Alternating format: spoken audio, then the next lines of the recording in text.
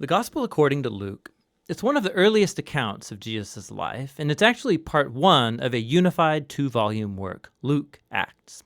If you compare the opening lines of both of these books, it's clear that they come from the same author, and there are internal clues in the book of Acts, as well as an early tradition that identifies the author as Luke, the traveling companion and co-worker of Paul the Apostle, who we know was also a doctor. Luke opens his work with a preface telling us how and why he wrote this book. He acknowledges that there's many other fine accounts of Jesus' life out there, but he wanted to go back to the eyewitness traditions of as many early disciples as he could, in order to produce what he calls an orderly account about the things that have been fulfilled among us. Now that word fulfilled shows us why Luke wrote this account. For him, the story of Jesus isn't just ancient history. He wants to show how it's the fulfillment of the long covenant story of God and Israel, and bigger than that, of the story of God in the whole world.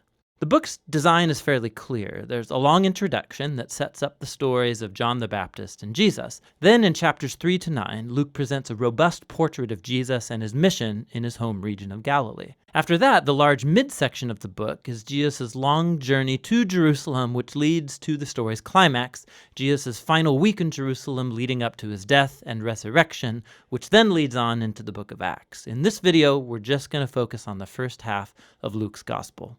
The extended introduction tells in parallel the birth stories of John the Baptist and Jesus. So you have this elderly priestly couple, Zechariah and Elizabeth, and then this young unmarried woman, Mary and Joseph. They both receive an unlikely divine promise that they're going to have a son. Both promises are fulfilled then, as John and then Jesus are born, and both parents sing poems of celebration. Now these poetic songs, they're filled with echoes from the Old Testament, Psalms and prophets, showing how these children will fulfill God's ancient promises. But these poems also preview each child's role in the story to follow.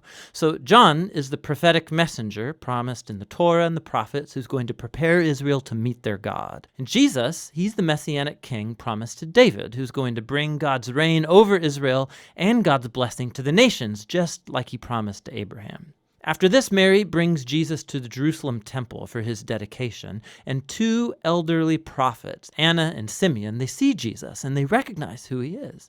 And Simeon sings his own song, a poem inspired by the prophet Isaiah. He says, "This child is God's salvation for Israel, and he will become a light to the nations."